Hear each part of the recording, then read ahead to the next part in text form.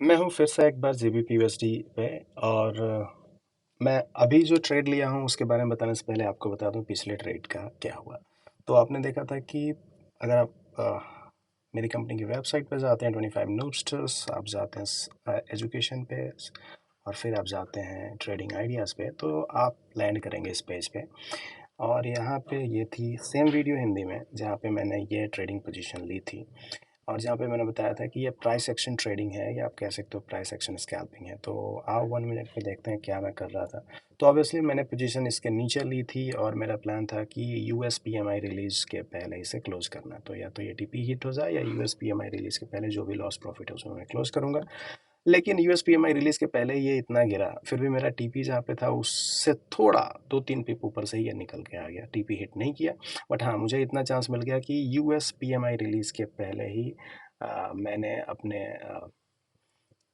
Stop loss को entry point पे ही लगा दिया था, जिसको टेक्निकली ब्रेक इवन पॉइंट भी कहते हैं। ब्रेक इवन पॉइंट यानी कि अगर कमीशन बेस्ड ट्रेडिंग हो रही है तो आपको अपने चूंकि ये सेल पोजीशन था तो उससे थोड़ा नीचे लगाना पड़ेगा, ताकि जब वो उस पर क्लोज भी हो तो थोड़ा प्रॉफिट बना के निकले, ताकि एटलीस्ट कमीशन को वो ऑफ सेट कर सके। चूंकि मैं कमीशन बेस्ड अकाउंट्स पे ट्रेड नहीं करता, तो मेरा एंट्री पॉइंट ही यहाँ पे मेरा ब्रेक इवन पॉइंट था। ऑलराइट, तो ये तो जीरो पे क्लोज हो गया। एक्चुअली थोड़ी स्लिपेज हुई, लगभग 1 पिप का लॉस हुआ इसमें। तो ये तो स्टोरी क्लोज हो गई। अब बात करते हैं कि मैं फिर से जीबीपी यूएसडी पे क्यों आया हूँ। तो अभी देखेंगे डेली टाइम फ्रेम पे जीबीपी यूएसडी ऑलमोस्ट ओवरसोल्ड हो चुका था। ये 30 टच करके रिटर्न किया है। चूंकि ये आज के मूवमेंट के हिसाब से ये आरएसआई बन रहा है, इसलिए अभी ये 30 के ऊपर दिख रहा है, लेकिन एक्चुअली ये 30 को ऑलरेडी टच करके वो ऊपर आया है। और चूंकि आज की कैंडल अगर बुलिश के रूप में क्लोज हो जाती है तो ये दिखेगा ही नहीं कि कभी 30 टच किया था। बट रियलिटी ये है कि कुछ घंटे पहले ये 30 को टच कर चुका था। हम लोग डेली टाइम फ्रेम से अब 4 आवर पे आते हैं। ये चैनल सेम है जो आप देख रहे हैं, और चैनल के बीच में मैंने मिड लाइन ड्रॉ किया है, और मैं ट्रेड कर रहा हूँ ट्रेंड के अगेंस्ट, जो कि थोड़ा रिस्की है। इसलिए मैं नियरेस्ट पॉसिबल टारगेट पे निकल जाऊंगा। तो ये 4 आवर पे मैं आता हूँ। सेम चैनल है, ये चैनल का मिड लाइन है जो कि 1.2316 का प्राइस लेवल दे रहा है। तो चैनल ट्रेडिंग बड़ी सिंपल सी बात है, जो कि मैं अपने इनिशियल एजुकेशनल वीडियो में बताया हूँ कि mid mid mid mid of the channel को आप टारगेट कर सकते हो। अगर आप किधर से भी बाय या सेल कर रहे हो, अगर सेल कर रहे हो तो फिर मिड ऑफ द चैनल को टारगेट कर सकते हो। अब चूंकि मैं ट्रेंड के अगेंस्ट यहाँ पे बाय कर रहा हूँ, तो मुझे एज सुन एज निकलना है, एज सुन एज पॉसिबल। इसलिए मैं मिड पे ही आ जाऊंगा। तो बोलिंजर के हिसाब से मिड पॉइंट ये है, जो कि 2330 है। चैनल के हिसाब से 2316 है। मैं अपना टीपी उससे भी 3 पिप नीचे रखा हूँ, जो कि 2313 है। जो कि मंडे और ट्यूसडे को कोई खास न्यूज़ नहीं आने वाली है, तो हो सकता है कि कोई एक्सटर्नल फैक्टर नहीं हो तो ये हिट कर जाए। और एडवर्स सिनेरियो में मैं क्या करूँगा वो भी मैं आपको बता देता हूँ। बट पहली बात तो ये है कि आज की पीएमआई की बात कर लेते हैं कि ऐसा क्यों हुआ कि जीबीपी यूएसडी ऊपर जा रहा है। देखो, जीबीपी यूएसडी मैंने अब दिखाया डेली टाइम फ्रेम पे ओवरसोल्ड हो चुका था। तो ये कुछ भी रीज़न फाइंड आउट करेगा करेक्ट करने के लिए, यानी अपवर्ड करेक्शन, अपवर्ड रिट्रेसमेंट तो होगी।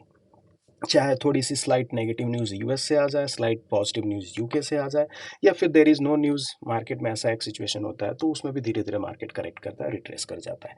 तो यहाँ पे क्या हो रहा है, यहाँ पे मैंने देखा कि आज की जो पीएमआई है मैन्युफैक्चरिंग और सर्विसेज में, एक पीएमआई 50 के जो ऊपर आई, लेकिन वो कंपैरेटिवली लेस थी, क्योंकि पिछली वाली 50 पॉइंट समथिंग थी, जिससे वो 50.2 आई। पिछली वाली 50.9 या समथिंग थी, आप देख लेंगे। तो जो 50 के ऊपर इंडस्ट्री एक्सपेंशन शो करती है वो तो लेस देन फोरकास्ट आई, और जो मोर देन फोरकास्ट आई वो 50 के नीचे आई थी, जो कि एक्सपेंशन शो नहीं करती है।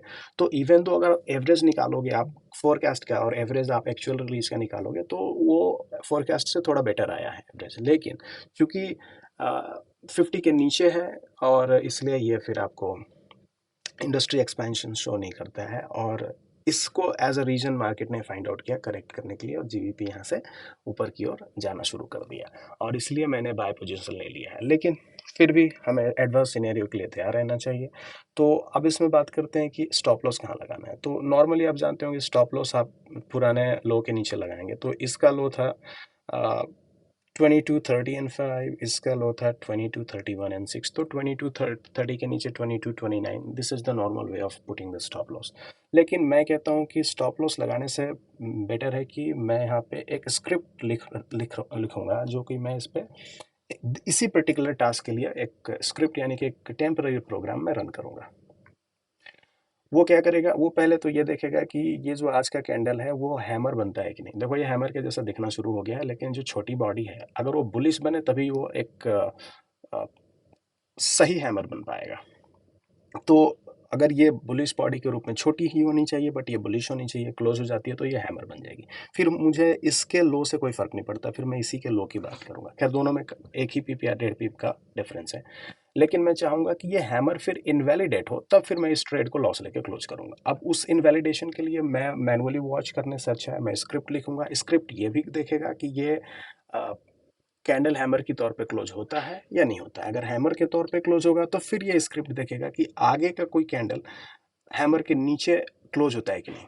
मान लो मंडे या ट्यूसडे कोई कैंडल बनता है, मार्केट नीचे भी आती है लेकिन नीचे आकर वापस रिटर्न कर जाती है, अगर क्लोज नहीं होती है तो मेरा स्क्रिप्ट ट्रेड को क्लोज नहीं करेगा। लेकिन अगर ये हैमर बन गया उसके बाद मंडे या ट्यूसडे का कोई कैंडल सिर्फ नीचे आता ही नहीं है प्राइस, बल्कि by the end of the day नीचे ही क्लोज हो जाता है इस हैमर के नीचे, तब वो लॉस लेके ट्रेड को क्लोज कर देगा। तो ये है मेरा एग्जिट प्लान इस ट्रेड का, और किस इस तरह से स्क्रिप्ट को एक पर्टिकुलर टास्क के लिए मैं यहाँ पे यूज़ कर रहा हूँ। इसके पहले भी मैं कुछ वीडियोस में बताया हूँ कि स्क्रिप्ट क्या होता है और हर एक पर्टिकुलर टास्क के लिए उसे यूज़ किया जा सकता है।